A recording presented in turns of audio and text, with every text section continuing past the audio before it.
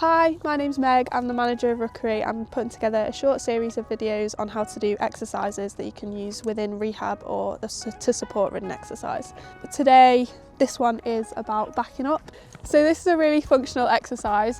Backing up is something that horses have to do in their everyday life anyway, but encouraging them to do it in correct posture is really good for building the core muscles, the top line, and is really good for building muscles that support the weight of a rider.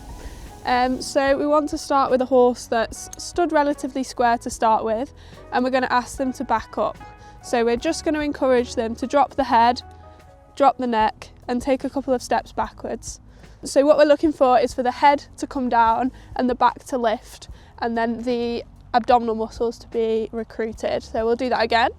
So if you walk them forward into a positive halt, so the weight is forward and they have to shift their weight backwards. Scotch is doing a really good job of showing us how to put his head and neck down, but there we go, good boy. One more step for me. Good lad. So what we're looking for with the hind limbs is for the limbs to move in diagonal pairs. So we want the diagonal legs to go backwards at the same time, and we want them to try and go back in a straight line, but this is a lot easier said than done.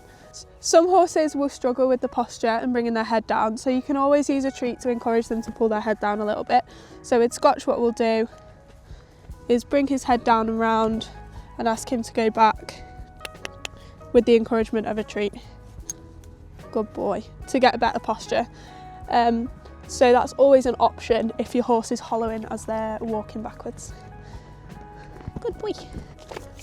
So this exercise is a lateral stretch. So what we're wanting to do here is engage the abdominal muscles. We're also looking to stretch the base of the neck and the back. When we're doing this exercise, it's really important to start off with your horse stood relatively square. It just means that all the muscles are being activated equally. But obviously I understand that some horses struggle to stand square, so as square as possible is the goal. The best way to do this is to stand at the side of your horse. So you want to be stood sort of close to the girth area. So we'll use our bait and encourage the head down and round. Ask the horse to hold this stretch for about 10 to 15 seconds and then let them go back. So what this does is it engages the core. It stretches the base of the neck and lifts the spinal muscles, and good for flexibility and suppleness. So the next stretch is equivalent to a human sit-up in horses. So what we're going to do is we're going to try and get them to move their chin towards either their knees or their fetlocks or their feet.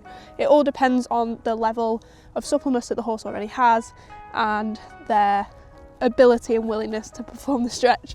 So the way that we'll do it is we'll have our bait and we will start relatively far away from the body, trying to keep the horse as square as possible and encourage them down into the position that we want them to be in. So for Scotch, I'm going to start towards his knees, which is a little bit of an easier stretch.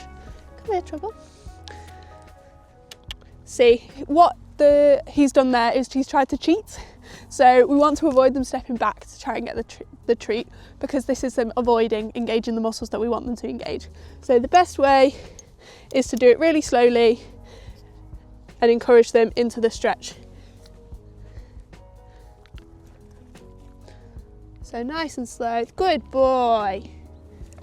Good lad. So that's a good start. What we'll do now is we'll see if he can go a little bit further down. Good boy. This side. Nice and slow again. And see if we can get him down to his fetlocks. Good boy. So this stretch is really good for engaging the core muscles. We want them to lift through the back. We want to encourage activation of the muscles that carry the weight of a rider. And we also want to engage the thoracic sling, which is the muscles that keep the horse's thorax in between its front legs. But this is a really beneficial stretch to do with your routine, and you can do this every 3 or so days just to try and encourage a little bit more muscle development in those areas. So the next exercise that we'll do is a sort of spinning stretch. It's really good for lateral movement of the spine, activating the abductor and adductor muscles, and is really beneficial for proprioception and the horse knowing where their limbs are in relation to the rest of their body. So the way that we're going to do this is by asking our horse to move around our aids. Sometimes it can be helpful to use a schooling whip in this sort of situation because some of our horses are a bit longer than we are. So what we're going to do is we're going to ask Scotch to move around the aid of the schooling whip. Good boy.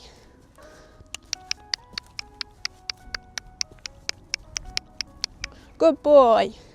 So what we're actually looking for is the horse's hind limbs to cross underneath themselves. So that way we know that the muscles are being activated in the correct way.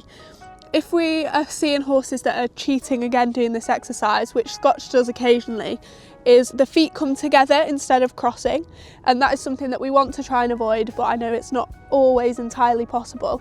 But if we can, we want to get the horse stepping under and across with their back limbs.